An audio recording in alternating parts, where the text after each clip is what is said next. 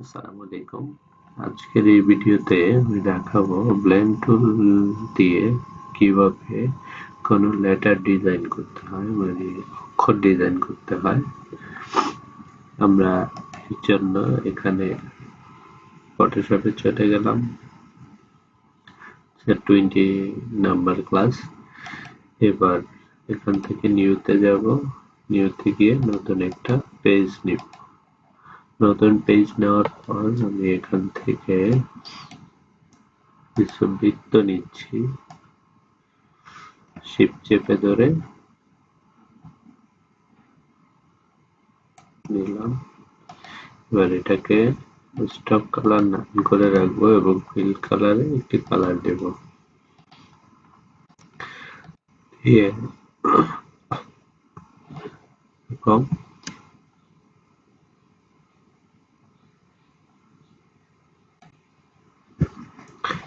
Control T দ্বারা এটাকে copy করে দেব।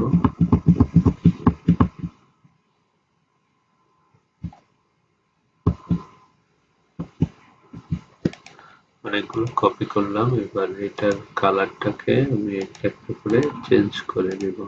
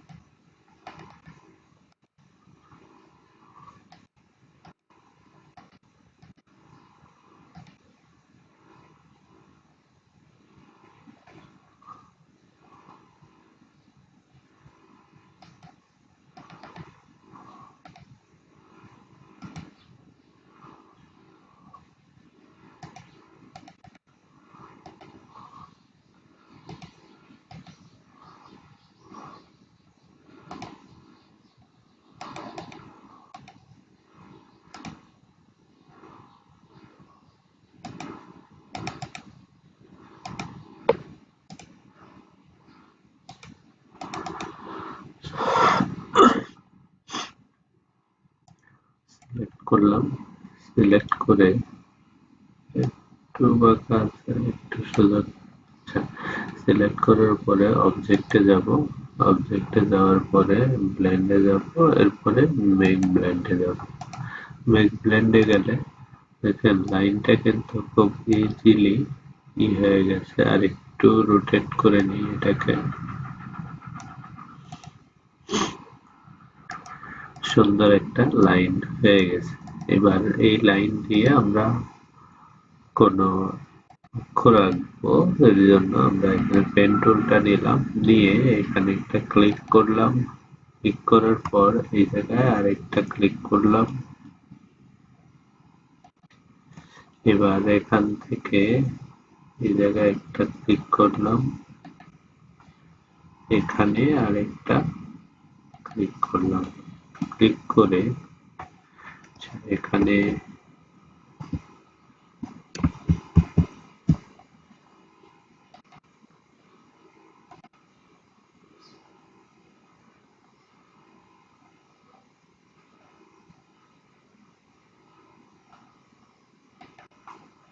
শিফট চেপে ধরে উপরে আরেকটা নিলাম। এবার এখান থেকে এই পুরোটা সিলেক্ট করব। সিলেক্ট করার পর এখান থেকে অবজেক্টে যাব, ব্লেন্ডে যাব, এই যে রিপ্লেস স্পাইন, স্পাইন দ্বারা আমরা রিপ্লেস করে দেব। এতে করে আমরা দেখতে পাচ্ছি খুব সুন্দর একটা ডিজাইন তৈরি হয়ে গেছে, যে ডিজাইন দিয়ে আমরা বিভিন্ন কাজ করতে পারবো।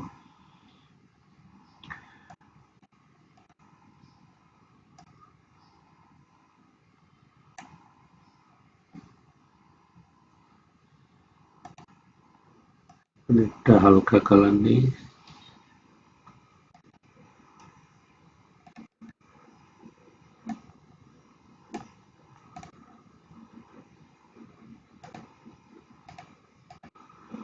এবং এটাকে অ্যারেঞ্জ থেকে সেন্ড টু ব্যাক করে দিলাম। কিন্তু সুন্দর একটা ডিজাইন তৈরি হয়ে গেছে। এরকম ডিজাইন বিভিন্ন কালার দিয়েও আমরা করতে পারি।